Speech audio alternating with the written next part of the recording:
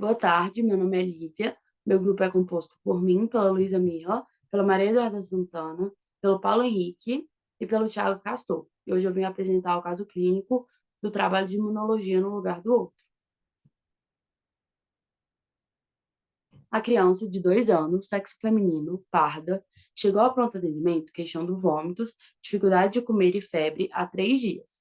Ela foi diagnosticada com tonsilite e foi prescrita amoxicilina 50 miligramas por quilo por dia.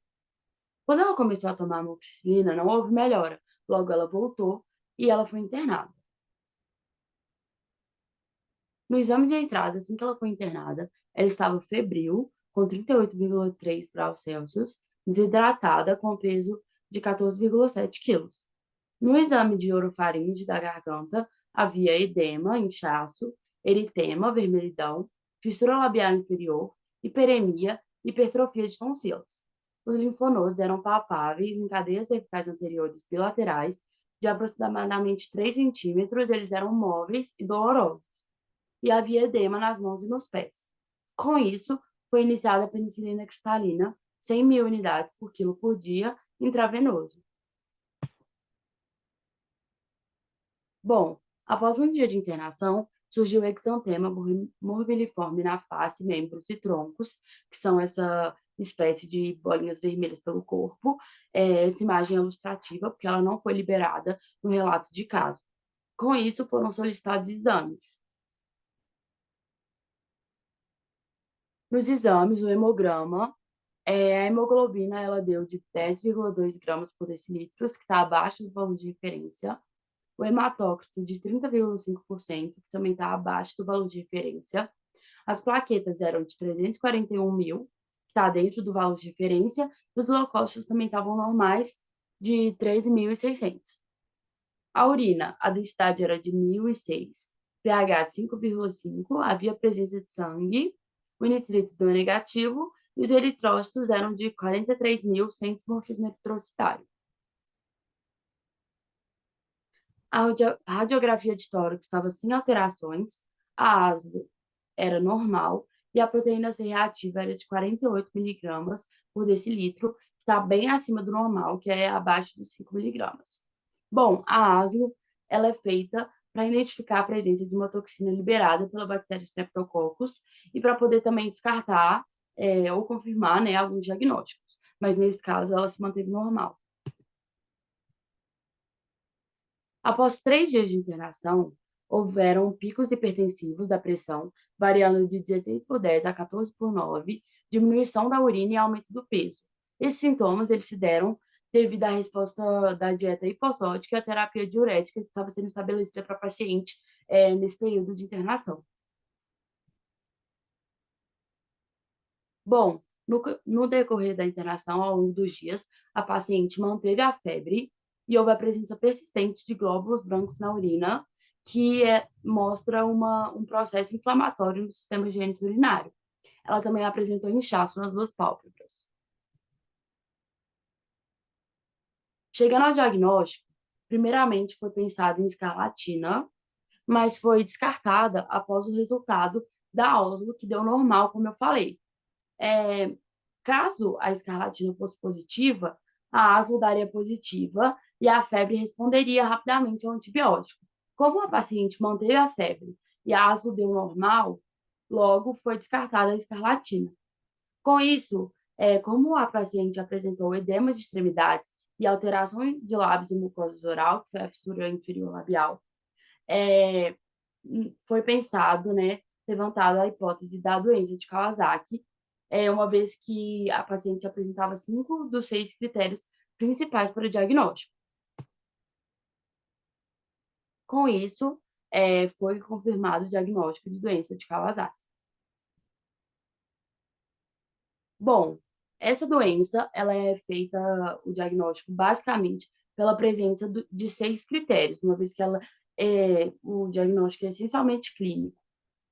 Esses critérios são a febre recorrente por mais de 5 dias, a congestão ocular bilateral, a alteração da cavidade oral com a fissura de lábios, lábios ressecados, a alteração das extremidades, que é o edema que ela apresentou, os linfonodos do pescoço, né, cervicais aumentados, e o exantema polimorfo, que são a presença das bolinhas vermelhas, como eu havia mostrado, entre o primeiro e o segundo dia de febre em tronco e extremidades.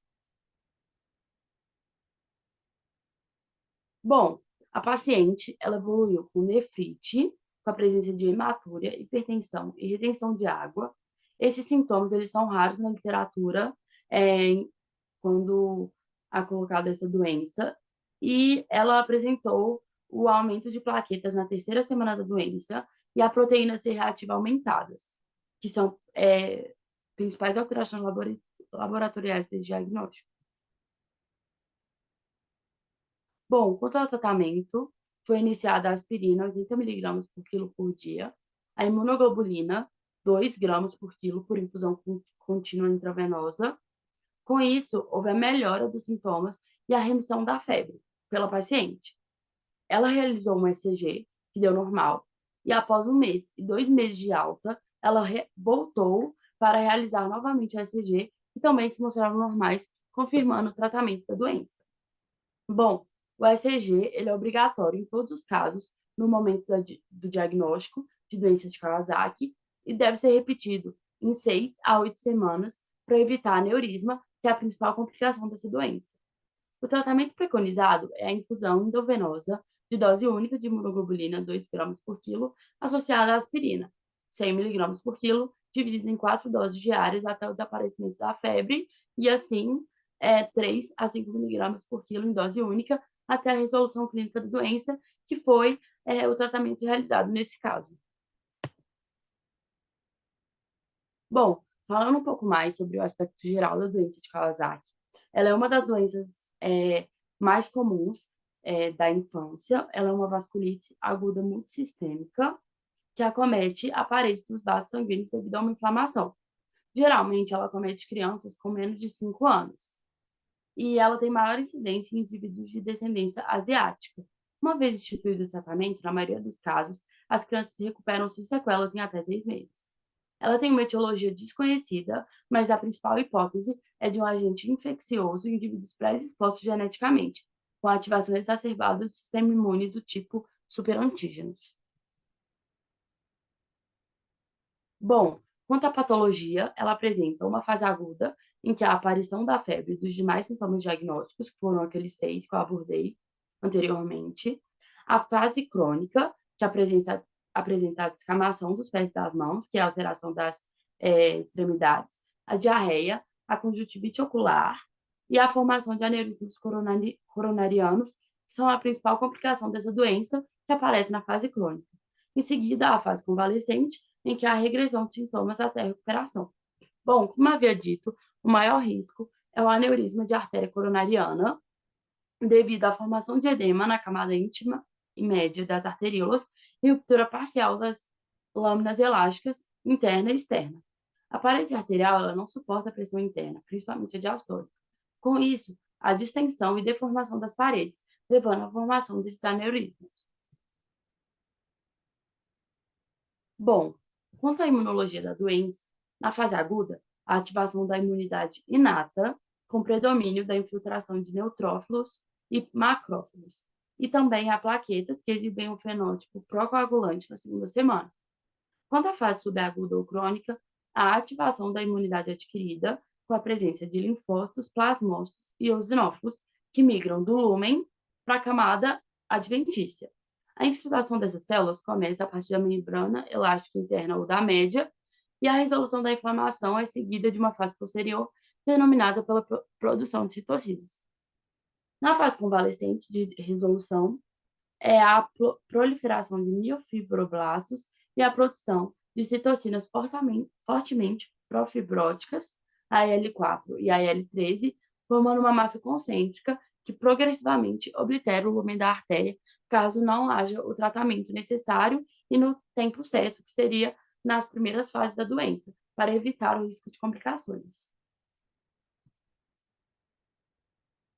Essas foram nossas referências. Muito obrigada.